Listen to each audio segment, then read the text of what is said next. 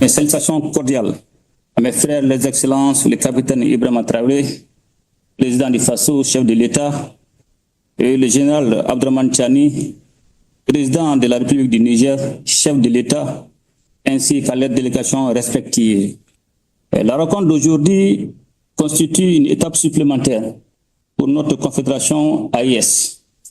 En effet, cette 8e conférence des chefs d'État et de gouvernement marque une avancée dans le processus de transformation de notre organisation commune, l'autorité de développement intégré des États du Liptako-Gourma ALG. Créée le 3 décembre 1970, l'ALG a su entreprendre et réaliser des projets de coopération transfrontalière visant le développement local de la région du Liptako-Gourma dans plusieurs domaines tels que l'agriculture, l'élevage, l'environnement, l'énergie, les télécommunications, les mines, ainsi que les infrastructures routières et sociales de base. Avec ses 55 ans d'existence, notre organisation commune, l'ALG, s'est montrée résiliente et a produit des résultats tangibles. Cependant, face aux mutations géopolitiques actuelles, tant mondiales que régionales, et particulièrement au Sahel, l'ALG doit s'adapter aux nouveaux défis pour accomplir pleinement sa mission. Notre rencontre réveille une importance capitale puisqu'elle marque un tournant décisif dans la vie de notre institution commune avec la création de l'Alliance des États du Sahel en septembre 2023, fondée sur la charte du Liptako-Gourma, et puis l'avènement de la Confédération des États du Sahel, AIS, en juillet 2024. Il est nécessaire de discuter de la forme que nous souhaitons donner à cet important outil d'intégration régionale à l'avenir. Ces échanges permettront de déterminer les approches adaptées visant une meilleure insertion de l'ALG dans l'architecture de notre confédération sous l'axe développement. Puisqu'une simple transformation, ce désir de changement que nous célébrons aujourd'hui découle de notre volonté commune de prendre en compte les réalités géopolitiques actuelles, mais aussi la nécessité d'ajuster les structures de notre organisation face aux défis du moment. Et cette démarche nous évitera sûrement la création de structures supplémentaires dont le fonctionnement et l'opérationnalisation seraient coûteux pour nos États. En réaménageant l'existant tout en tenant compte des nouvelles réalités de notre espace confédéral, nous réussirons à atteindre nos objectifs de développement. Pour y parvenir, nous attendons des ministres de tutelle et des experts des propositions concrètes qui nous permettront non seulement de mieux définir la forme que prendra notre institution, mais aussi ses nouvelles missions. D'ores et déjà, j'estime nécessaire de capitaliser l'expérience de l'ALG tout en opérant une transformation qui correspondra mieux aux idéaux de notre confédération, mais aussi aux aspirations de nos populations à une appropriation réelle de leur souveraineté. Et je profite enfin de cette occasion pour remercier les ministres des 3 pays de l'AIS, membres du Conseil des ministres de l'ALG, qui ont anticipé en entamant la réflexion sur l'avenir de l'institution depuis la création de l'AIS. Mes remerciements vont également au secrétariat exécutif de l'ALG, qui a rapidement compris les aspirations de nos populations et notre volonté de transformation profonde.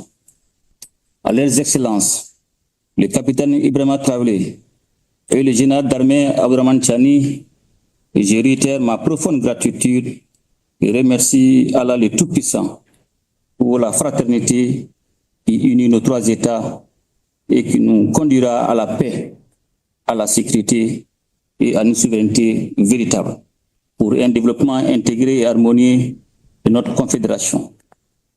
Nous sommes déterminés et nous nous donnerons les moyens d'atteindre nos objectifs.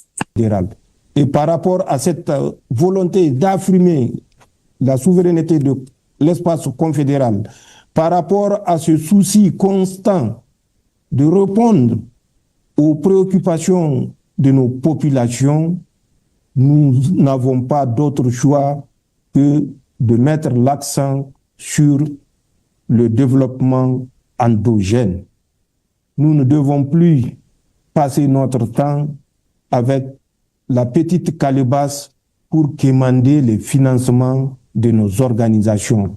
Le décor campé, un état des lieux de l'institution, a été dressé par la secrétaire exécutive sortante de l'ALG, l'une des anciennes organisations sous-régionales créées en 1970 et qui se fixait comme objectif une coopération transfrontalière pour un développement intégré du Mali, du Niger et du Burkina Faso. La lenteur dans les prises de décision au plus haut niveau n'a pas permis d'évoluer dans le temps. Cette 8e conférence propose donc une harmonisation des politiques de développement. Il y a lieu que nous puissions harmoniser, selon moi, nos différentes politiques dans les différents domaines cités donc dans l'état des lieux qu'elle a fait. Prenons le domaine, par exemple, agriculture et élevage. C'est une filière importante pour l'autosuffisance dans nos États. Et nous jugeons que c'est un domaine où nous ne pouvons plus permettre à des partenaires d'intervenir comme ils le veulent. Il faut que tous ces paramètres, nous puissions harmoniser nos politiques pour pouvoir permettre à la future agence d'exécution de se caler de façon aisée sur les sillons qu'on aurait tracés dans ces domaines-là. Abondant dans le même sens, le président de la transition, le général d'armée Assimi Goïta, insiste sur l'esprit de souveraineté qui doit guider l'action publique. Pour lui, il faut commencer à valider un certain nombre de projets conformément aux aspirations du peuple. Le fait même qu'on a transformé l'ALG en agence d'exécution au lieu d'agence de développement, effectivement, c'est pour garder cet esprit de souveraineté. En un premier temps, que nous transformons en agence d'exécution pour que nous-mêmes nous puissions vraiment valider nos propres projets. Et ces projets seront exécutés avec nos propres fonds. Quand vous regardez aujourd'hui, on est dans la bonne dynamique parce que quand on a eu à créer la banque d'investissement, il y aura aussi le prélèvement confédéral qui va servir de moyen de financement de nos projets. Donc ces projets ne seront pas imposés et les partenaires, ça dépendra de nous. Mais comme vous l'avez dit, pour un début, nous allons nous concentrer sur nous-mêmes. Donc avec le prélèvement confédéral, cela va nous permettre de vraiment de financer nos projets. Je pense qu'aujourd'hui, il n'y a pas assez de problèmes parce que l'esprit de souveraineté est maintenu. Et aujourd'hui, c'est à nous maintenant, quand on va terminer avec le processus de création de la banque d'investissement et de développement, de valider un certain nombre de projets conformément aux aspirations de nos populations. On ne peut pas faire autrement. On est obligé de faire en fonction de nos réalités. Et ceux qui veulent nous accompagner, ça dépendra de nous. Donc, mais on est obligé de se concentrer sur nous-mêmes. Fidélité donc aux idéaux de l'AES avec des projets intégrateurs. L'ALG ainsi intégrée à l'architecture de la Confédération des États du Sahel devra permettre la mise en œuvre de programmes spécifiques de valorisation des ressources naturelles dont les 3 pays disposent. Les 3 chefs d'État avaient auparavant adopté le rapport de la 13e session extraordinaire du Conseil des ministres de l'Autorité tenu le 24 mai 2025 ici à Bamako et présenté par le ministre des Mines du Mali, professeur Amadou Keïta, président en exercice du Conseil des ministres de l'ALG.